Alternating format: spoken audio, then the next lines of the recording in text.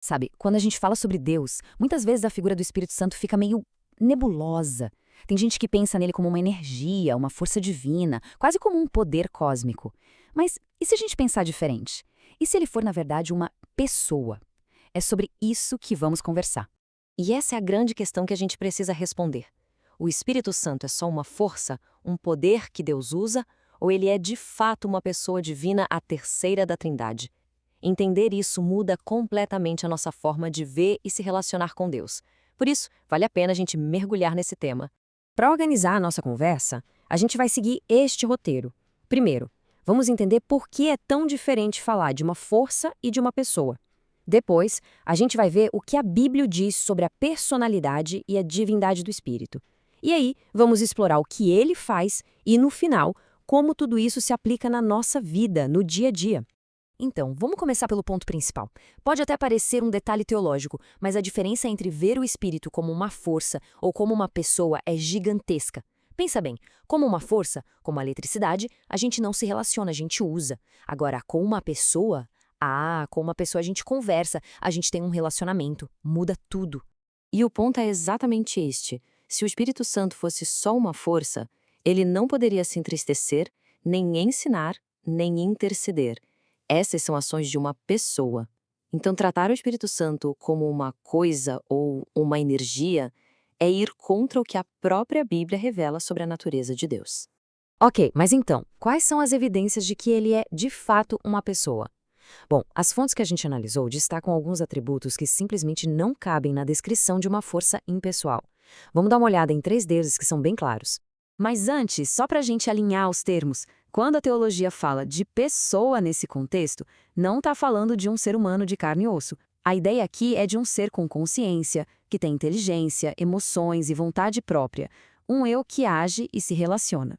Primeiro, ele tem mente. A Bíblia diz que o Espírito Santo intercede por nós com uma intenção específica, alinhada à vontade de Deus.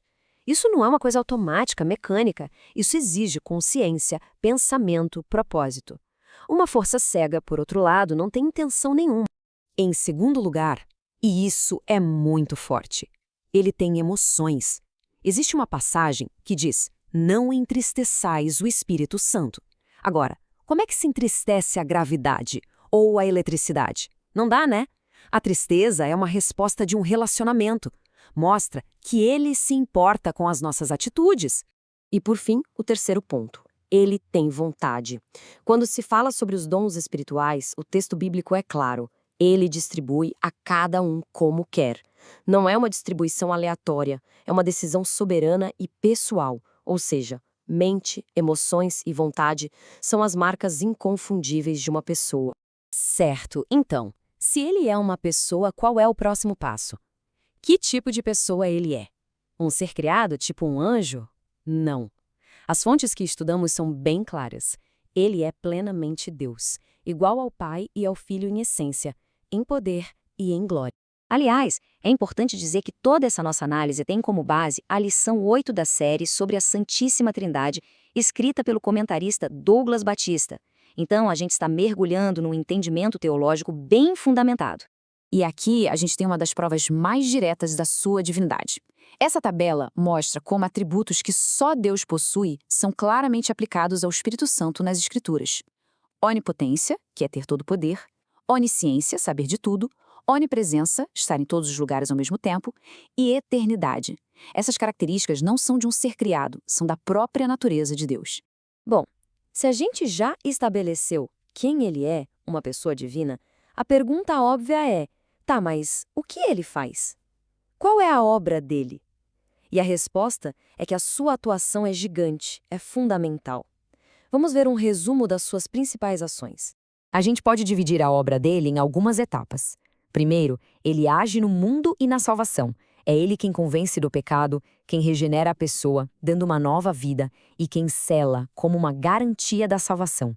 Depois, na vida de quem já crê, ele é nosso professor, nosso guia, aquele que intercede por nós e que tem como missão principal glorificar a Jesus.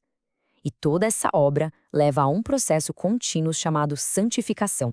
E esse é o ponto que talvez mais impacte o nosso dia a dia, a santificação. Não é uma ideia abstrata, não. É a obra real, prática e transformadora do Espírito, nos moldando, pouco a pouco, para sermos mais parecidos com Cristo. As fontes nos ajudam a entender que a santificação tem duas dimensões. A primeira é a posicional. Ela acontece na hora da conversão. Diante de Deus, a pessoa é declarada santa, separada para Ele. Mas também existe a santificação progressiva, que é um processo que dura a vida inteira, em que a gente vai se tornando, na prática, aquilo que já somos em Cristo. E como isso funciona? É uma parceria. A base de tudo é a ação de Deus. O Espírito Santo passa a morar na pessoa. Mas isso pede uma resposta, uma cooperação humana, a escolha diária de andar no Espírito. E o resultado é essa transformação contínua do nosso caráter. Não se trata de ser perfeito, mas de caminhar na direção certa. E essa passagem de Gálatas resume a chave de tudo. A vitória na vida cristã não vem de mais esforço próprio, mas de mais dependência do Espírito. É a presença e o poder dele que nos capacitam a viver de um jeito que agrada a Deus. E a gente termina com essa reflexão. Parar para pensar que o Espírito Santo não é uma coisa para ser usada, mas uma pessoa divina para se relacionar, isso muda tudo. Ele não é um quê, ele é um quem. Como será que essa verdade pode transformar a forma de orar, de ler a Bíblia e de viver cada dia? Fica aí a pergunta para a gente pensar.